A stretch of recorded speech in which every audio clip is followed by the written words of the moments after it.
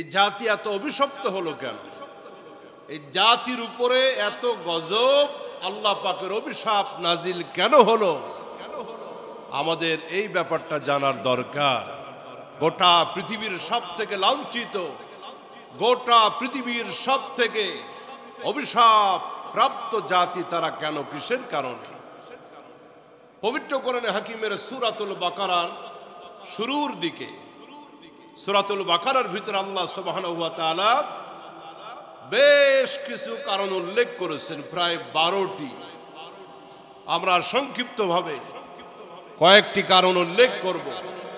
এই জন্য যেই জাতি আমাদের সব থেকে বড় শত্রু, রব্বে কারীমের অভিশাপ যাদের উপরে বর্ষিত হয়েছে, যেই কারণগুলির কারণে তারা অভিশপ্ত, ওই কারণগুলি আমাদের ভিতরে যেন না আসে। শত্রুর অধপতন যে লাইনে, সেই লাইনে যেন আমরা না হাঁটি। মুহতারাম হাজিরিন, এই জাতি আল্লাহ রাব্বুল আলামিন তাদের ভিতরে নবী দিলেন। হযরতে মূসা আলাইহিস সালাম একজন নবী এবং রাসূল। হযরতে মূসা পয়গম্বর তাদেরকে তাওহীদের পথে পরিচালিত করতে লাগলেন, কিন্তু ঘুরে ফিরে তারা শিরকের পথেই পা বাড়াতো। রব্বে কারীমের এত বিরাট বিরাট নিদর্শনকে তারা ভুলে গেছিল। ফেরাউনের কবল থেকে আল্লাহ তাদেরকে উদ্ধার করলেন। যে রব তাদেরকে উদ্ধার করলেন তার কুদরত তারা দেখলো। বিরাট লোহিত সাগর, রেড সি, 12টা রাস্তা, সাগরের পানি এক জায়গায় দাঁড়িয়ে গেল, মাঝখান থেকে রাস্তা তৈরি হয়ে গেল। এই রকমের অলৌকিক নিদর্শন দেখার পরেও তারা আল্লাহ পাককে ভুলে গেল। এর থেকে আরো বড় বড় দৃষ্টান্ত তারা দেখেছে।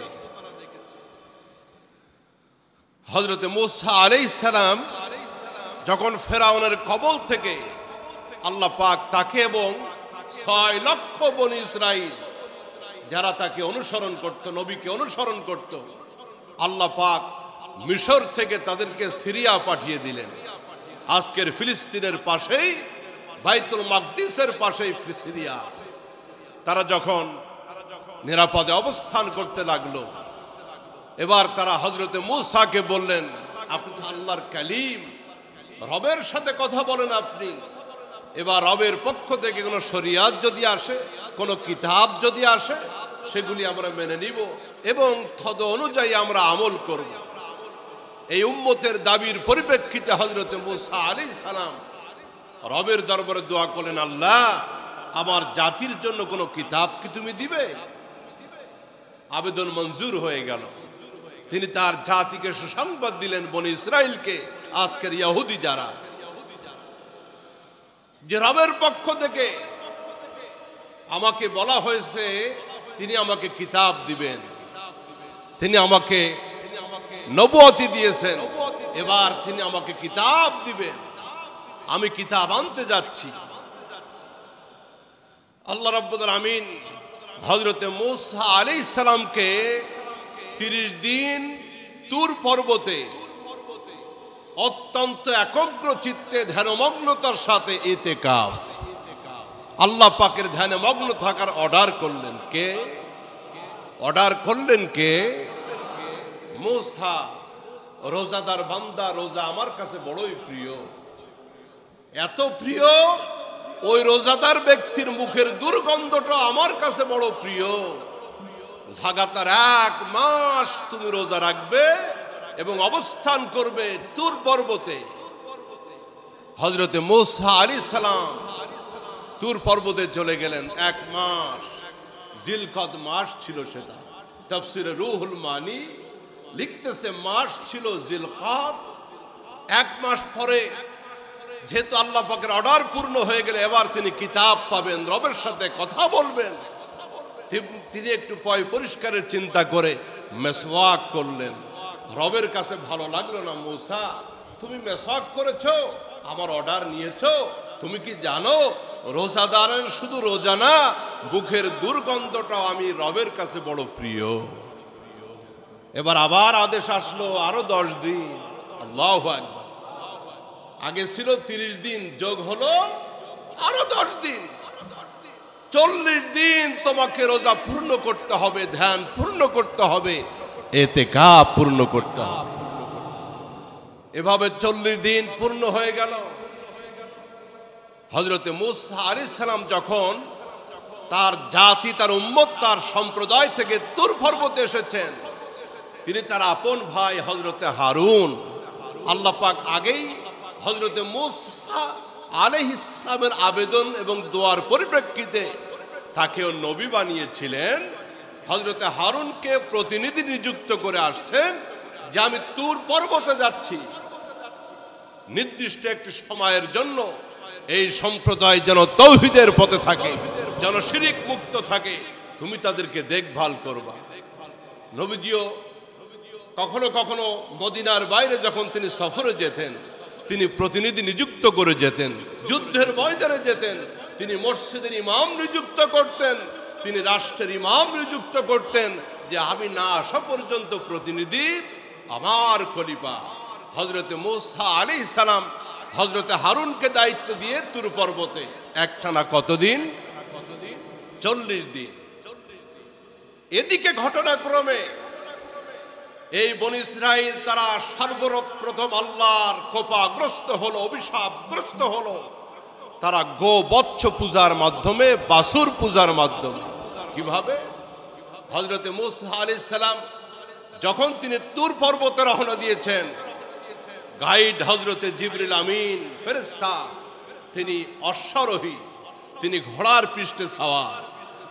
যে মুহূর্তে ঘোড়া দৌড় শুরু করেছে, এই হযরতে মূসার উম্মতের ভিতরে একজন চতুর লোক ছিল, চালাক। কোরআনে তার নাম এসেছে সামেরী।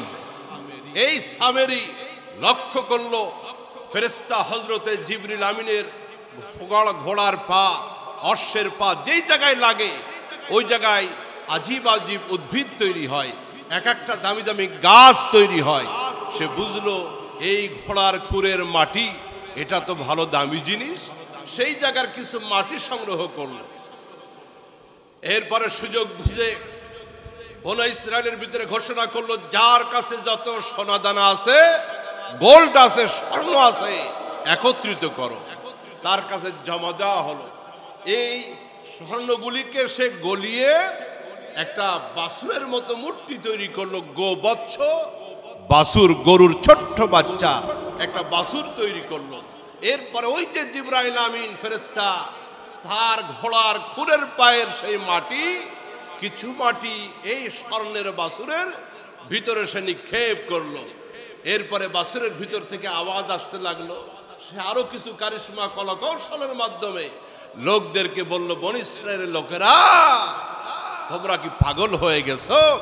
আরে নবী মূসা গেছে আল্লাহর তালাশে তুর পর্বতে, আল্লাহ কি সেখানে আছে?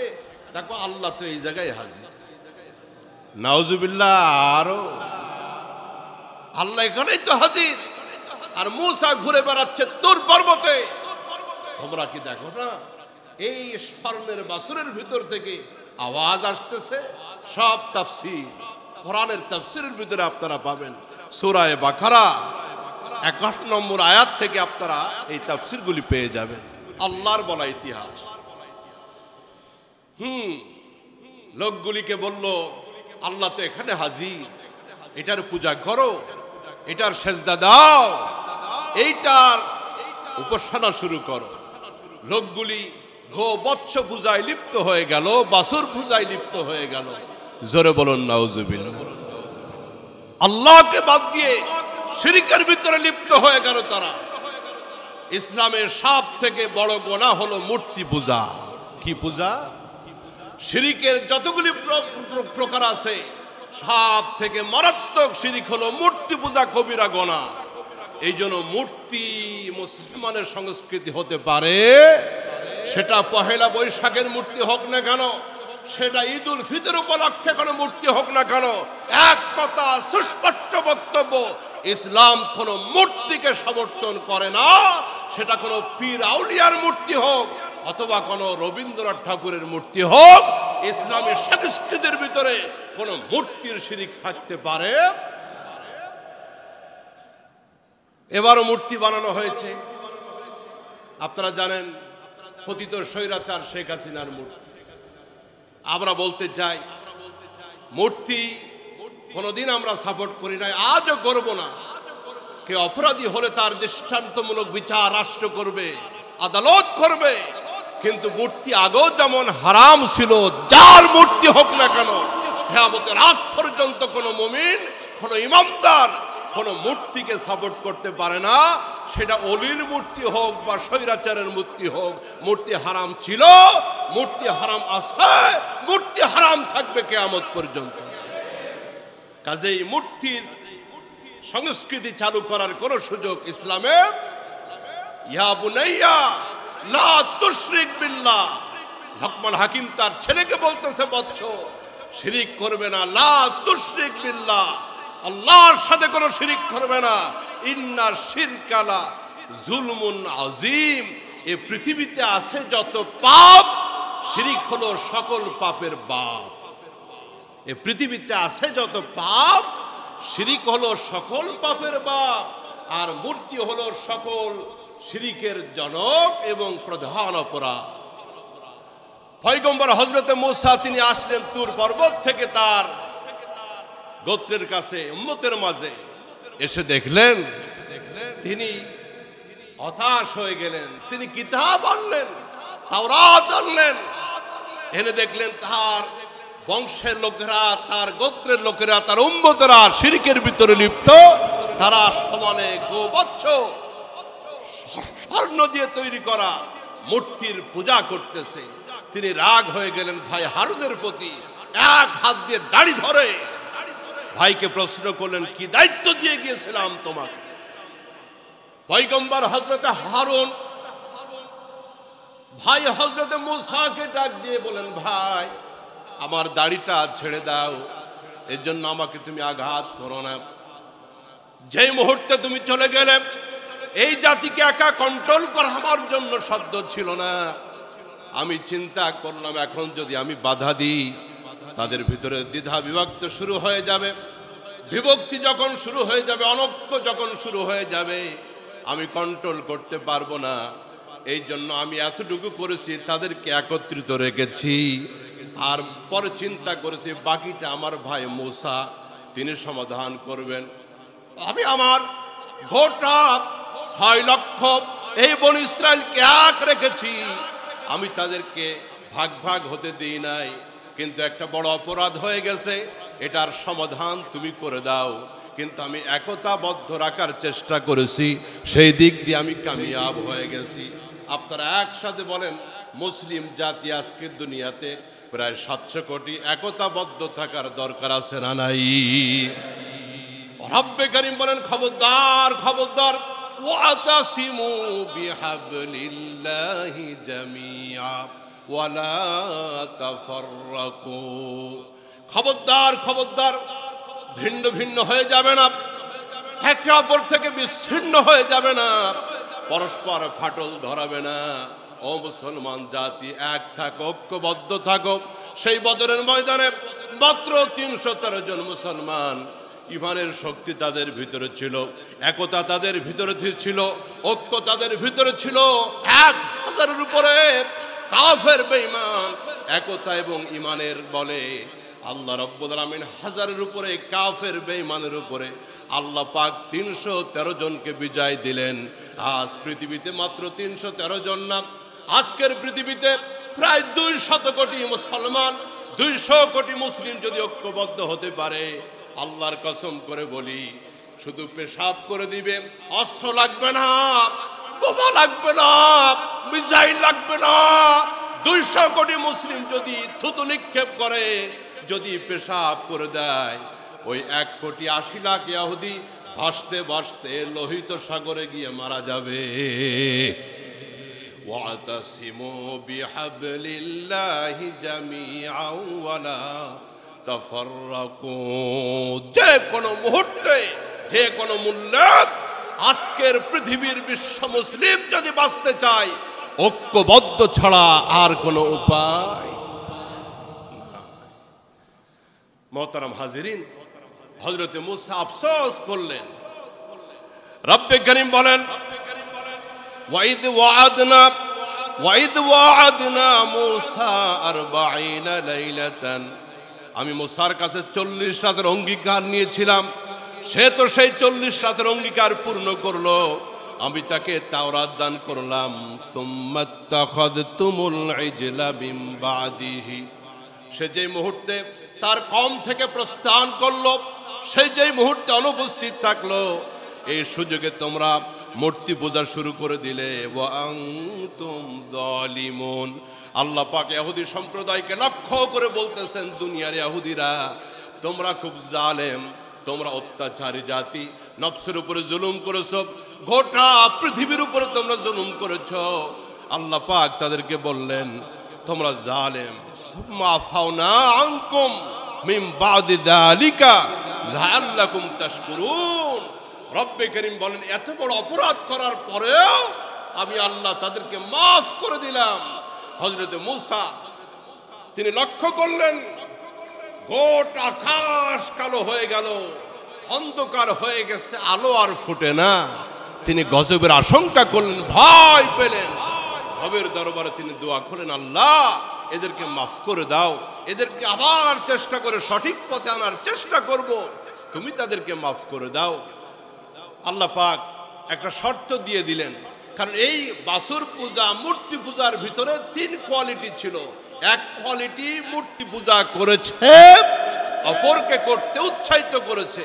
আর একটা শ্রেণী মূর্তি পূজা করে নাই, নিষেধ করে নাই, নিষেধ করে নাই। আর একটা শ্রেণী এরা মূর্তি পূজা করেও নাই, মূর্তি পূজা করতে বিরোধিতাও করেছে। এদের সংখ্যা ছিল 12,000। কত হাজার? 12,000। রব্বে করিম হযরত মূসাকে বললেন, এর একটা সমাধান, যারা মূর্তি পূজা করে নাই কিন্তু বিরোধিতাও করে নাই, এই লোকগুলি যারা মূর্তি পূজা করেছে, অপরকে করতে উৎসাহিত করেছে, তাদেরকে হত্যা করবে। যারা মূর্তি পূজা করে নাই, বিরোধিতাও করে নাই, এরা হত্যা করবে। যারা মূর্তি পূজা করেছিল এবং মূর্তি পূজা করতে অন্যকে উৎসাহিত করেছে, এটাই তাদের তওবা। এর দ্বারা যে হত্যা করবে তারও তওবা হয়ে যাবে, যে নিহত হবে, মারা যাবে, তারও তওবা কবুল হবে। এভাবে এক পক্ষ অপর পক্ষকে হত্যা করলো। রব্বুল আলামিন এই পদ্ধতিতে তাদের শাস্তি এবং তাদের তওবা কবুল করলেন এবং তাদেরকে মাফ করে দিলেন। মোহতারাম হাজিরিন, তাহলে আমরা জানতে পারলাম, বুঝতে পারলাম, এই জাতি আল্লাহকে বাদ দিয়ে বাসুর পূজা করেছিল, এই জন্য আল্লাহর পক্ষ থেকে অভিশাপ এবং শাস্তি এসেছিল তাদের উপরে। আসুন, এই বনী ইসরাইল জাতি অভিশপ্ত হওয়ার আরেকটি কারণ আমরা সরাসরি কোরআন থেকে জানব। সূরাতুল বাকারা আয়াত নম্বর 55। রব্বে করিম বললেন, وَإِذْ قُلْتُمْ يَا مُوسَى لَن نُّؤْمِنَ لَكَ حَتَّى نَرَى اللَّهَ جَهْرَةً فَأَخَذَتْكُمُ الصَّاعِقَةُ وَأَنْتُمْ تَنْظُرُونَ। আল্লাহ পাক হযরতে মূসা নবীকে কোন কিতাব দিলেন? বলতে হবে তাওরাত দিলেন। নবী যখন তাওরাত নিয়ে উম্মতের মাঝে পেশ করলো, এবার নতুন অবাধ্যতা, আরেকটি ঘাটতেরামি। ঘাটতেড়া জাতি বুঝেন তো? আচ্ছা, সমাজে কিছু মানুষ আছে তো ঘাটতেড়া, আছে কিনা? ঘাটতেড়া মানে আবার এই রকমের বাঁকা 24 ঘন্টা ওই রকমের ঘাটতেড়া না, স্বভাব তেড়া। কি তেড়া? স্বভাব তেড়া। যেই বুঝাক না কেন, কারো ভালো বুঝ নিতে রাজি না, একে বলা হয় প্রচলিত অর্থে ঘাট তেড়া। এই জাতি মারাত্মক ঘাট তেড়া, মারাত্মক অবাধ্য, মারাত্মক বেয়াদব জাতি। হযরত মূসা বলছে, আল্লাহর শুকরিয়া, তিনি আমার কাছে তোমাদের জন্য কিতাব দিয়েছেন, তাওরাত। লোকগুলি বলতেছে, যতক্ষণ পর্যন্ত আল্লাহকে নিজেদের চোখে না দেখব, আমরা এটা যে আল্লাহ দিছে তা বিশ্বাস করব না। নাউজুবিল্লাহ বলতে হবে। কত বড় ধৃষ্টতা, কত বড় অবাধ্যতা। রব্বে করিম বলেন, ও বনী ইসরাইল ইহুদি জাতি, ওয়াইদ কুলতুম ইয়া মূসা লান নুমিনা লাকা হাত্তা নারাল্লাহা জাহারাতান। ও বনী ইসরাইল, ইহুদি জাতি, যেই মুহূর্তে নবী মূসাকে তোমরা বললে লান নুমিনা লাকা হাত্তা নারাল্লাহা জাহারাতান, নিজেদের চোখে প্রকাশ্যে যতক্ষণ আল্লাহকে আমরা না দেখব এটা আল্লাহর কিতাব বলে বিশ্বাস করব না। ফাআখাদাতকুমুস সাইকাতু ওয়া আনতুম তানদুরুন। আরেক বিপদে পড়লেন হযরত মূসা, আল্লাহ এর একটু ব্যবস্থা করে দাও, এরা তোমার কথা শুনতে চায়, এরা তোমাকে একটু দেখতে চায়। আল্লাহ আমার ঘাড়ে চাপাই দিস এই জাতি, কি আর করার, একটু ব্যবস্থা করে দাও না আল্লাহ। আল্লাহ পাক বলেন ঠিক আছে, তোমার এই বনী ইসরাইলের ভিতর থেকে 70 জন বাছাই করে কাকে কাকে নিবা দায়িত্ব তোমাকে দিলাম। হযরত মূসা বাছাই করে সিলেকশন করে 70 জনকে নির্ধারণ করলেন, এদেরকে নিয়ে তুর পর্বতে যাবেন। কাকে দেখাইতে? অভিশাপ কি আর সাথে আসছে? আল্লাহকে দেখতে যাবে তারা। 70 জন নিয়ে হযরত মূসা তুর পর্বতে হাজির। তাদেরকে এক পাশে রেখে বলা হলো তোমরা সেজদায় পড়ে থাকবা। এরা সেজদায় পড়ে থাকে, আবার ফাঁক দিয়ে দিয়ে দেখে কি হয়।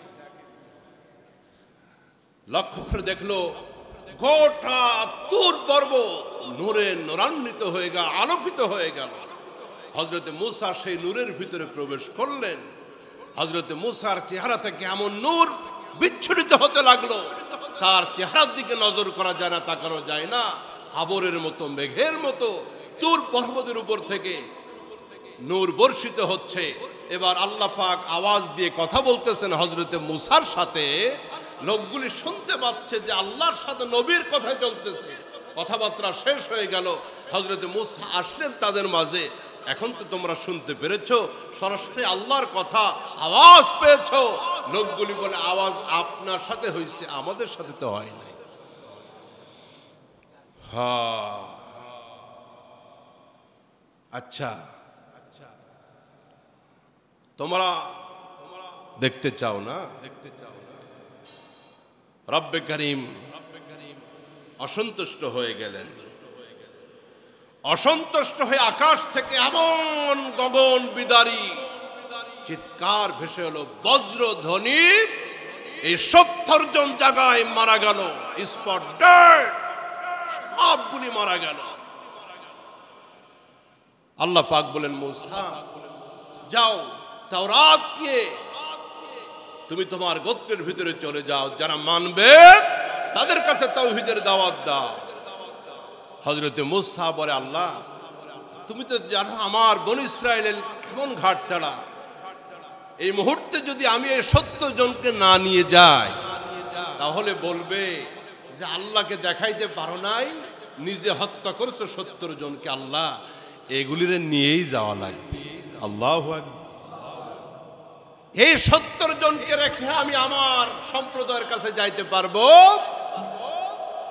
রব্বে করিম এই লোকগুলিকে তুমি তোমার হায়াত দিয়ে দাও। এই লোকগুলিকে না নিয়ে গেলে তারা আমাকে মানবে না, আমাকে নবী বলে স্বীকার করবে না, হত্যার জন্য আমাকে তারা দায়ী করবে, দোষী করবে। রব্বুল আমিন তাদেরকে হায়াত দিলেন, তাদেরকে আবার বাঁচার সুযোগ দিলেন। আল্লাহ বলেন ফাআখাদাতকুমুস সাইকাতু ওয়া আনতুম তানদুরুন। বজ্রধ্বনি তাদেরকে শেষ করে দিল, তারা মারা গেল, নিহত হয়ে গেল। হযরত মূসা যখন আবার রবের কাছে দোয়া করলেন, আবেদন করলেন, থুম্মা বা'আথনাকুম মিন বা'দি মাউতিকুম লাআল্লাকুম তাশকুরুন। আল্লাহ বলেন সুম্মা বা'আথনাকুম, আমি আল্লাহ আবার তোমাদেরকে পুনর্জীবন দিলাম। ও ইহুদি জাতি, আবার আমি আল্লাহ তোমাদেরকে পুনর্জীবন দান করলাম। মৃত্যু থেকে আবার তোমাদেরকে জীবন দিলাম, বাঁচালাম। মিন বাদি মাউতিকুম, মরার পরে আবার জীবন দিলাম। লাআল্লাকুম তাশকুরুন, যেন তোমরা শুকর গুজার করতে পারো। তাফসিরে মাযহারি, তাফসিরে রুহুল মানি, তাফসিরে মাআরিফুল কোরআনে লেখেন আল্লাহ পাক তাদেরকে যে বাঁচাই দিলেন সংখ্যায় কতজন? এই 70 জনকে একসাথে আল্লাহ বাঁচালেন না, একজনের পর একজনকে, যেন একজন যে মারা গেছে আর একজন দেখতে পারে না, রে এই যে মরা ছিল, মরা থেকে বাঁচলো, এই জন্য একসাথে 70 জনকে আল্লাহ জীবন দিলেন না, একজন একজন করে, যেন প্রত্যেকের মৃত্যুর খবর প্রত্যেকে জানে এবং আল্লাহ পাকের কুদরত যেন অস্বীকার করতে না। আল্লাহ পাক তাদেরকে মরণ থেকে বাঁচালেন। হযরতে মূসা তারা এই জায়গা থেকে আবার সম্প্রদায়ের ভিতরে চলে গেল। তাহলে তাদের প্রথম অবদ্ধতা এবং গজব এজন্য ছিল তারা আল্লাহকে বাদ দিয়ে বাসুরকে পূজা করেছিল। তাদের দ্বিতীয় আল্লাহর পক্ষ থেকে অভিশাপ এবং শাস্তি এজন্য ছিল তারা তাওরাত গ্রহণ করতে অস্বীকার করেছিল। যতক্ষণ পর্যন্ত কাকে তারা দেখবে? আল্লাহকে না দেখবে। এবার আসেন এই ইহুদি জাতির অবাধ্যতা এবং তাদের উপরে গজব নাজিল হওয়ার তৃতীয় কারণ কি ছিল? তৃতীয় কারণটা এই জন্য ছিল রবের পক্ষ থেকে তাদেরকে একটা নিয়ামত দেওয়া হতো, একটা খাদ্য দেওয়া হতো। কোরআনের ভাষায় যে খাবারটাকে বলা হয় মান্না এবং ওমার। সবাই মনে হয় জানেন, খাইছেন নাকি? আমি কিন্তু সালোয়া খেয়েছি মক্কাতে। আমি এই পাখির গোশত খেয়েছি এক ভাইয়ের বাসায়, তিনি চাঁদপুরের মানুষ, ব্যবসা করেন মক্কায়। তো এই পাখিটা এখন আছে মক্কা মদিনায়, এই সালোয়া পাখিটা আছে।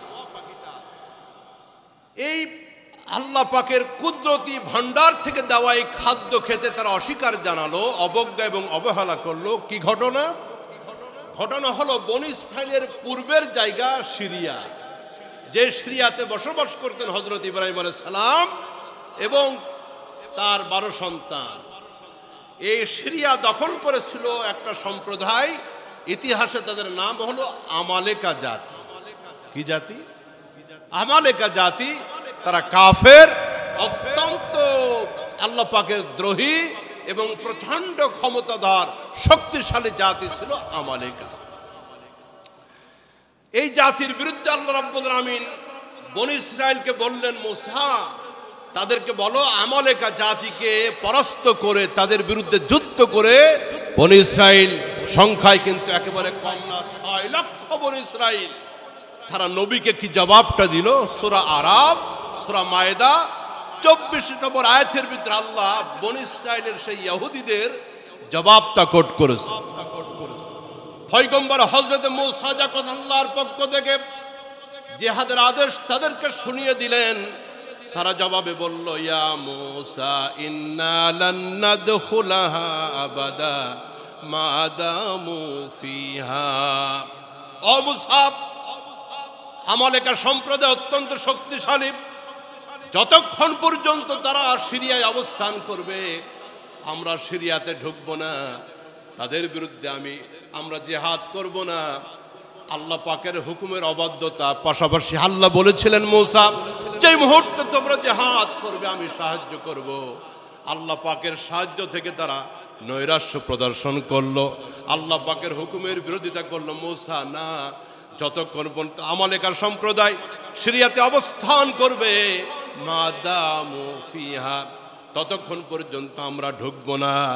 এখন একান্ত যদি জিহাদ করাই লাগে, ফাযহাব আনতা ওয়া রাব্বুকা ফাকাতিলা ইন্না হাহুনা কাঈদুন। মূসা, একান্ত যদি জিহাদ করতে হয় তুমি আর তোমার আল্লাহ এই দুইজন মিলে যাও।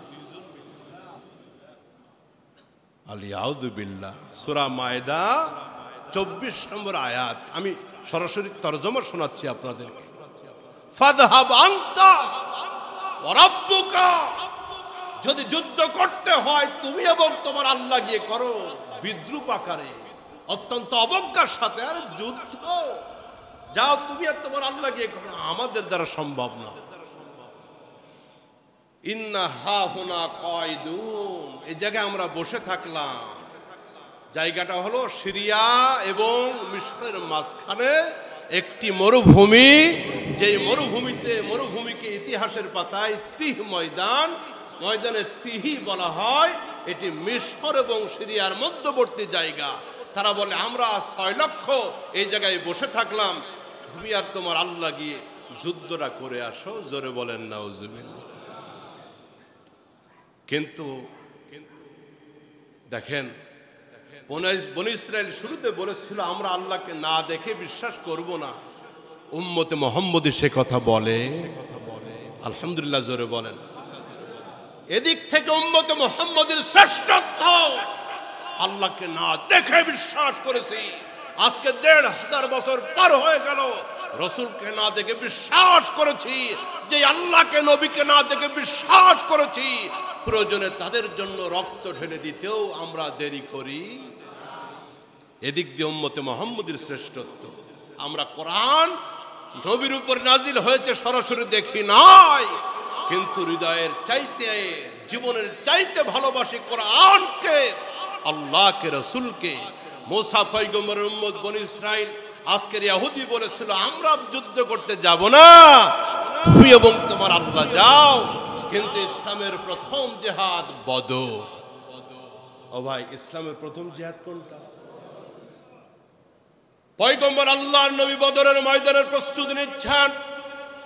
একদিকে সশস্ত্র বাহিনী ১০০০-এর উপরে কাফের, আর একদিকে মাত্র ৩১৩ জন, তেমন কোন অস্ত্র নাই, একটু লাঠি সুটা, কয়টা উট আছে, ঘোড়া আছে, হাতে গোনা, কিন্তু কাফের বেঈমান পূর্ণাঙ্গ প্রস্তুতি নিয়ে আসছে। আল্লাহর পয়গম্বর যখন বললেন, ও আমার সাহাবীরা, তোমরা কি যুদ্ধে যাবা? হিম্মত কি আছে তোমাদের? যুদ্ধের প্রস্তুতি আছে কি তোমাদের? আমার সাহাবীরা, নবীর সাহাবীরা এবার কি জবাব দিল? হযরতে মিকদাদ রাদিয়াল্লাহু তাআলা আনহু দাঁড়ায় গেলেন, ইয়া রাসূলুল্লাহ, আমরা মুসা পয়গম্বরের উম্মতের মতো আপনাকে হতাশ করব না। আল্লাহু আকবার। মুসা নবীর উম্মতের মতো আপনাকে হতাশ আমরা করব না। মুসা পয়গম্বরের উম্মত যেই কথা বলেছিল সেই কথা বলবো না। আল্লাহর পয়গম্বর, আমরা আমাদের জীবন দিয়ে আপনার সাথে লড়াই করব। আপনার ডাইনে থেকে, আপনার বামে থেকে, আপনার সামনে থেকে, আপনার পিছন থেকে, চতুর্দিক থেকে নবী আপনাকে আমরা হেফাজত করব। যুদ্ধের ময়দানে লড়াই করব, জীবন দিব, ভেগে যাব না। আপনি আপনার আল্লাহ যান এ কথাও বলবো না। আল্লাহ পাক বদরের বিজয় দিয়েছিলেন ৩১৩ জনকে। বিশ্বকবি আল্লামা ইকবাল বলেন, ফিজায়ে বদরে पैदा कुन फरिश्ते तेरी नुसरत को उतर सकती है गर्दों से कतारान दर कतार भी। আজকেও যদি গোটা পৃথিবীর কোন ২০০ কোটি মুসলিম মাথা উঁচা করে দাঁড়ায়, বদরের ৩১৩ জনের মতো যদি ঈমানওয়ালা হয়ে যায়, আজকে গোটা দুনিয়ার নাসারা, ইহুদি, খ্রিস্টান, পৌত্তলিকদের বিরুদ্ধে আমি আল্লাহ আমার মুসলিম জাতিকে আবারও বিজয় দান করব। দরকার একতা, দরকার ইমানি বল। তাহলে আল্লাহ রাব্বুল আমিন যখন তারা বলল আমরা যুদ্ধে যেতে পারবো না, তুমি যাও আর তোমার আল্লাহ যাও, রাব্বুল আমিন তাদেরকে শাস্তি দিলেন। খুব মনোযোগ দেন, শাস্তির ধরনটা কি? রব্বে কারীম হযরতে মূসাকে বলে দিলেন, এই ৬ লক্ষ বনী ইসরায়েলকে আমি ৪০টা বছরের জন্য এই ময়দানে আবদ্ধ করে দিলাম। আল্লাহু আকবার। এই ৪০টা বছর তারা দিশেহারা হয়ে থাকবে, কোনো ব্যবসা বাণিজ্য থাকবে না। এই ময়দানের বাইরে তারা ৪০ বছরের ভিতরে কোথাও বের হতে পারবে না। দেখেন লাঞ্ছনা। আজকের পৃথিবীর ইহুদিরা, আপনারা একসাথে বলবেন, আজকের পৃথিবীর ইহুদি শক্তি যারা, এরা কি সম্মানিত নাকি লজ্জিত? অপমানিত। গোটা পৃথিবী থুতু নিক্ষেপ করে তাদের উপরে, কারণ সেই কাজ তারা বহু আগেই করে এসেছে। আল্লাহ রাব্বুল আমিন বলেন, মূসা, এই মিশর এবং সিরিয়ার মাঝখানে তিহি ময়দান ৪০ বছরের জন্য তাদেরকে আবদ্ধ করে দিলাম। তাফসীরে কিতাব লেখে, সকালবেলা মালপত্র, সামানা, প্রয়োজনীয় যা কিছু কাজ কারবার করার জন্য লোকগুলি ঘর থেকে বের হয়ে যায়। সারাদিন ঘুরতে ঘুরতে ক্লান্ত পরিশ্রান্ত হয়ে ভাবে বহু দূরে চলে এসেছি, এবার একটা ব্যবস্থা হবে। এবার তারা ঘুরতে ঘুরতে সন্ধ্যাবেলায় দেখে যেই জায়গা থেকে রওনা করেছিলাম আখের ঘুরে ফিরে সেই জায়গায়। এভাবে একটানা ৪০ বছর। তাবু ছিঁড়ে গেছে, রোদের তাপ সহ্য হয় না। মূসা, ভুল ত্রুটি যা করছে না করছি, আল্লাহর কাছে একটু বলো রোদের প্রখরতা কমায় দিতে। খাদ্য নাই, যা ছিল সব শেষ হয়ে গেছে, একটু খাবারের ব্যবস্থা করো। আল্লাহু আকবার। আল্লাহ তো দয়াশীল, নবী যদি দোয়া করে দোয়া তো মঞ্জুর হয়ে যায়।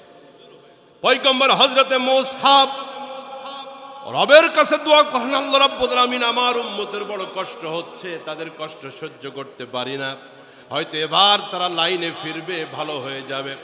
আল্লাহ তুমি একটু ছায়ার ব্যবস্থা করো। প্রচন্ড রোদের কারণে শিশু বাচ্চাগুলি, নারীগুলি কষ্ট পায়। লোক সংখ্যা 6 লাখ। রব্বে করিম নবীর দোয়া কবুল করে নিলেন। পবিত্র কোরআনের সূরাতুল বাকারা 57 নম্বর আয়াতের ভিতরে আল্লাহ বলে দিলেন, ওয়াদাল্লালনা আলাইকুমুল গামামা ওয়া আনজালনা আলাইকুমুল মান্না ওয়াস সালওয়া। সুবহানাল্লাহ, জোরে কোন। ও রব্বুল আলামিন কত বড় দয়ালু, রব্বে করিম কত বড় মেহেরবান। আল্লাহ পাক তাদের জন্য আবর দ্বারা মেঘমালা দিয়া সিরিয়া এবং মিশরের মাঝখানে এই তিহি ময়দানের একেবারে 6 লক্ষ বনি ইসরাইলকে রাত দিনের বেলা সূর্যের প্রখরতা থেকে হেফাজতের জন্য আল্লাহ পাক সারা দিন মেঘের ব্যবস্থা করে দেন, যেন তারা একটু শান্তিতে থাকতে পারে। তাবুগুলি ছিঁড়ে তছনছ হয়ে গেছে, রোদের তাপ সহ্য করতে পারে না। রব্বে করিম মেঘ দ্বারা ছায়ার ব্যবস্থা করলেন। এখন তো খাওয়া দাওয়া দরকার। আল্লাহ পাক বলেন, আমি শুধু ছায়া দিলাম না, আমি আল্লাহ আরো কি করলাম, ওয়া আনজালনা আলাইকুমুল মান্না ওয়াস সালওয়া। আমি আল্লাহ তাদের জন্য আকাশ থেকে মান্না, আর আমি আল্লাহ পাখির ভুনা গোশত, সালোয়া পাখির দ্বারা আমি আল্লাহ ভুনা কাবাবের ব্যবস্থা করলাম। আবেশে যাওয়া লাগবে না, প্রিন্সে যাওয়া লাগবে না, পূর্ণিমায় খাওয়া লাগবে না, আমি আমার কুদরতি ভাবে দিলাম, বিল মওকুফ। সুবহানাল্লাহ। বিরক্ত হচ্ছেন নাকি?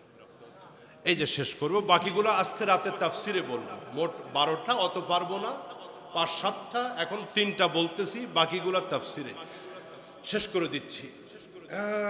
মান্না এক প্রকার রাতের বেলা তারা যখন ঘুমিয়ে থাক, আল্লাহর পক্ষ থেকে আকাশ থেকে এক প্রকার আবরের মতো, কুয়াশার মতো একটা জিনিস নাজিল হতো। সকালবেলা দেখতো এগুলি একদম পিওর সুগন্ধিময় হালুয়ায় পরিণত হয়ে গেছে, নরম হালুয়া। এরপরে সন্ধ্যাবেলা ঝাঁকে ঝাঁকে এই সালোয়া পাখি, ঝাঁকে ঝাঁকে পাখিগুলি চতুর্দিক থেকে আসতো তিহি ময়দানে। সন্ধ্যার পরে এই পাখিগুলি তারা শিকার করে আগুনে পোড়ায় কাবাব বানায়া, রাতের বেলা আকাশ থেকে নাজিল হওয়া মান্না আর বানানো কাবাব দিয়া এই সালোয়া পাখির গোশত তারা ভক্ষণ করেছে একটানা 40 বছর। পানির ব্যবস্থার দরকার আছে না নাই? ওয়াসার লাইন নাই, জমজমের পানির লাইনও নাই, পানি তো দরকার। রব্বে করিম বললেন, পানির ব্যবস্থা আমি করে দিলাম। হযরতে মূসা তিনি বলেন, ওয়াইদ ইসতাসকা মূসা লিকওমিহি ফাকুলনা ইদরিব বিআসাকাল হাজার ফানফাজারাত মিনহু ইসনাতা আশরাতা আইনা। পয়গম্বর হযরতে মূসা আপন কওমের দরদে, সম্প্রদায়ের দরদে যখন বললেন আল্লাহ পানির দরকার, আল্লাহ পাক বলেন, মূসা ওই পাথরে তোমার লাঠি দ্বারা আঘাত করো। হযরতে মূসা লাঠি দ্বারা যখন পাথরে আঘাত করলেন, ফাকুলনা ইদরিব বিআসাকাল হাজার, আমি আল্লাহ মূসাকে বললাম লাঠি দ্বারা পাথরে আঘাত করো। যেই মুহূর্তে নবী মূসা আঘাত করলো, ফানফাজারাত মিনহু ইসনাতা আশরাতা আইনা। ফানফাজারাত মিনহু ইসনাতা আশরাতা আইনা। সম্প্রদায় কতগুলা? কয়টা গোত্র? 12টা গোত্র। আঘাত করার সাথে সাথে পাথরের বুক চিরে স্বচ্ছ 12টি পানির ঝর্ণা প্রবাহিত হয়ে গেল। যতটুকু পানি দরকার ততটুকু পানি তারা পায়। আবার লাঠি দিয়ে আঘাত করলে পানি বন্ধ হয়ে যায়, অটো রিমোট কন্ট্রোল। আল্লাহু আকবার, জোরে বলেন। আল্লাহ রাব্বুল আলামিন এই ময়দানে তাদেরকে 40টা বছর আটকে রাখলেন, শাস্তি দিলেন। মোহতারাম হাজিরিন, তো তারা এবার অকৃতজ্ঞতা, আর এক আয়াত রয়ে গেছে। 40 বছর পরে এসে বলছে, মুসা এই খাবার আর ভালো লাগে না, আইটেম পাল্টাও। কি পাল্টাও? আইটেম পাল্টে দাও, মেনু চেঞ্জ করে দাও। এই হালুয়ার কাবাব আর ভালো লাগে না। তারা নাশুকরি করলো, আল্লাহর পক্ষ থেকে দেওয়া রিজিকের নাশুকরি করলো। সূরা বাকারা আয়াত নম্বর 61। তারা বলল, ওয়াইদ কুলতুম ইয়া মূসা লান নাসবির আলা তাহামিন ওয়াহিদ, এক আইটেমের খাবার রুচিতে আর লাগে না, খেতে ভালো লাগে না। ফাদউ লানা রাব্বাকা ইখরিজ লানা মিম্মা তুনবিতুল আরদ, তুমি তোমার আল্লাহর কাছে একটু অনুরোধ করো, আবেদন করো, যেন উদ্ভিদ যেগুলো মাটি থেকে উৎপন্ন হয়, এভাবে মাটি থেকে উৎপন্ন কিছু উদ্ভিদ, কিছু খাদ্যের ব্যবস্থা যেন আমাদের জন্য হয়। মিম বাকালিহা, তরি তরকারি দরকার, শাকসবজি দরকার। ওয়া কিসা ইহা, কাকর দরকার, শশা আছে না বাঙ্গি, এই সব আমাদের দরকার এখন। ওয়া ফুমিহা, অনেকে দেখ কাবাব আর রোস্ট খাইতে খাইতে শেষমেশ শশা তালাশ করে, টমেটো তালাশ করে, আর মজা লাগে না কাবাব।